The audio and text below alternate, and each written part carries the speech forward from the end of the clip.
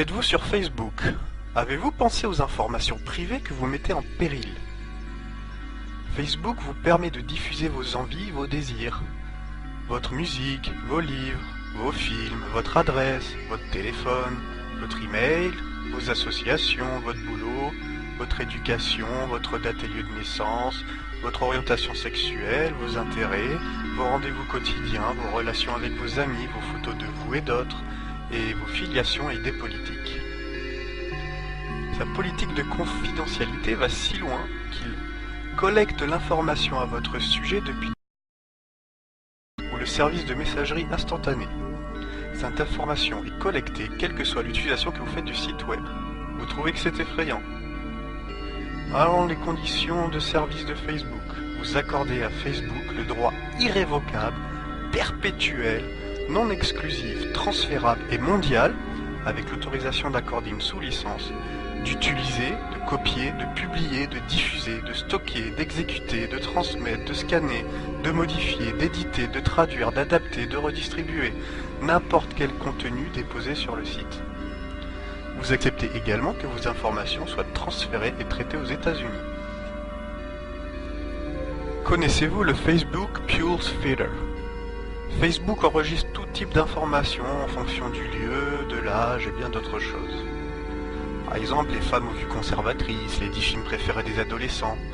Facebook a contractuellement le droit, et le fait sans aucun doute, de revendre ces informations à un tiers parti. Pensez-vous que les entreprises de marketing pourraient résister à une telle base de données? Il est clair qu'on nous utilise, mais y a-t-il autre chose? Peter Thiel, fondateur et PDG du PayPal, a été un des premiers investisseurs au lancement de Facebook à hauteur d'une contribution personnelle de 500 000 $. C'est un capitaliste libéraliste, président du LLC, un Global Macro Hedge Fund de plus de 3 milliards de dollars. Oui, les hedge funds, vous savez, c'est la magouille technique qui ruine actuellement nos nations. Le fondateur d'Accel, Freddie Mini, offre 12 700 000 $ de ses partenaires de Venture Capitalist. Le manager d'Accel, James Breyer, PDG du National Venture Capitalist, le NVCA, est créé par Gilman Louis, PDG de In-Q-Tel, une entreprise capitaliste créée par la CIA en 1999.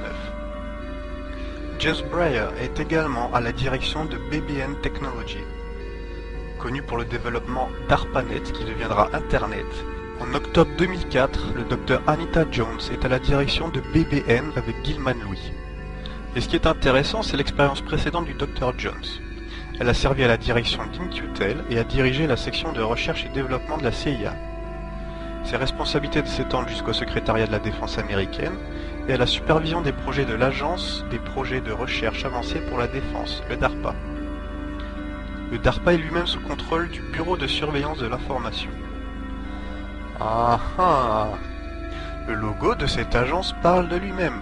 Il n'est pas nécessaire de développer qui contrôle cette agence pour toute personne un tant soit peu clairvoyante.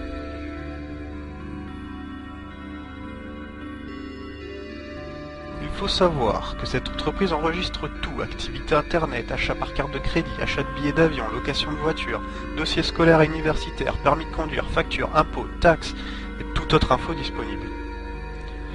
Tout ceci apporte plus de questions que de réponses, mais peut-être que vous avez la réponse à cette transcription du contrat de Facebook. Ce qui se passe sur Facebook reste sur Facebook à jamais.